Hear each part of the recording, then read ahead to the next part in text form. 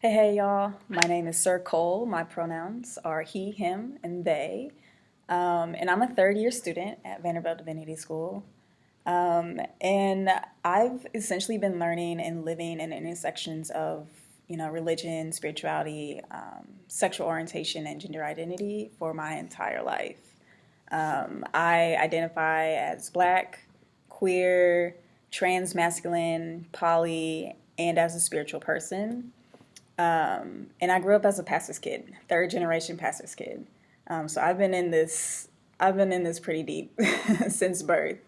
But one thing that I want to talk about is that trying to reconcile any like religious affiliation or religious upbringing with your sexual identity or gender identity, it's possible, but it just takes a lot of unlearning. Unfortunately, for the world that we live in, this world was not made for us to do the unlearning that we need to do. It was not made for us to ask those hard questions.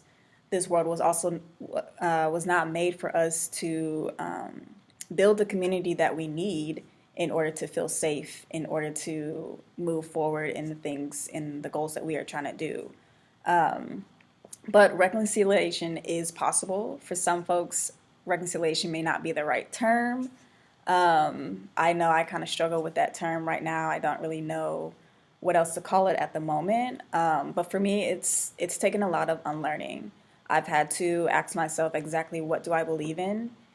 Do I believe in the things that my parents and my family taught me, or do I believe something different? I've also asked questions such as, you know, do these rituals and these beliefs actually serve a purpose in my life today? And are they going to serve a purpose in my life tomorrow and in the years to come?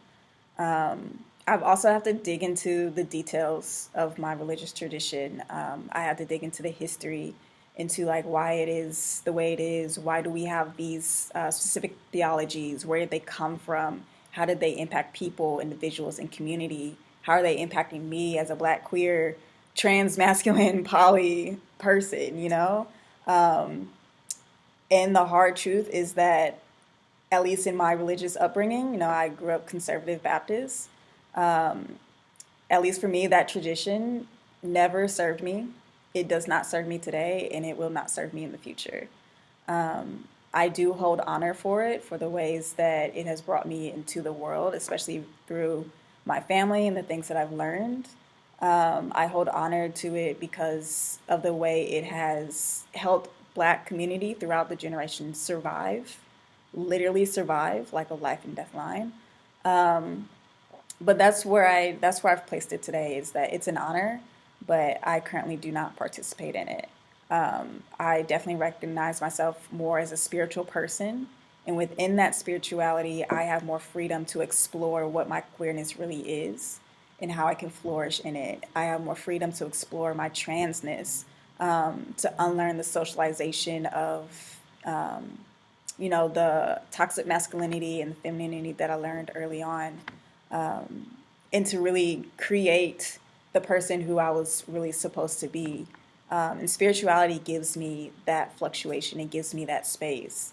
I'm also a person who's trying to understand African traditional religions, the religions and rituals that not only my enslaved ancestors, but their ancestors before them, before slavery, trying to understand what are some of those rituals, traditions, beliefs, and how they sustain a community that essentially does not look like the Western community, a community where there's no binary, where if a couple has an argument, the whole community is involved in the resolution, in the care of the couple and the individuals.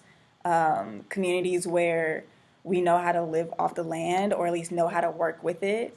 We know how to share inventions to make our lives better and things like that. So at the moment, that's where I'm trying to get back to. As far as, specific things regarding sexual orientation and gender identity, those things are always changing. They're always changing for me. For the longest, I denied my queerness and my transness. I just came into my transness this year.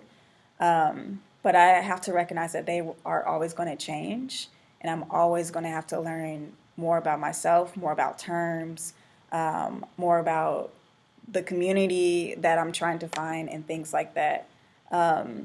So it's not static, but it's also a movement that helps me to grow. It helps me to understand, where exactly am I going in life? What are my goals? What kind of work career? What's my dream work career that I want?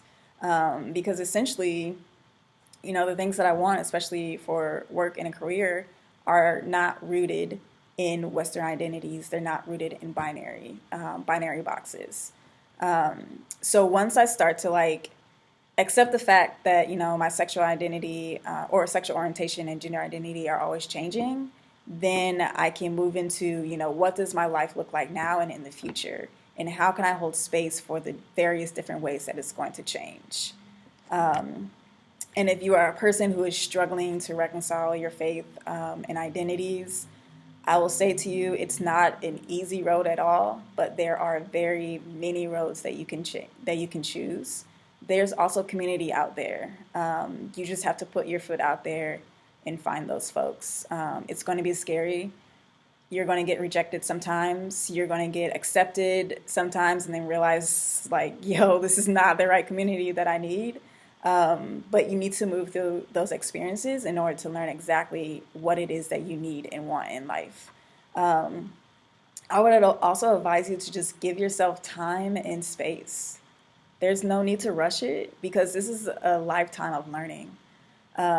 There's no need to cramp it into, a small space or a small portion of your life because, as I said, things are always going to change and you need to be able to change with that. So give yourself time, space, and grace. You got this.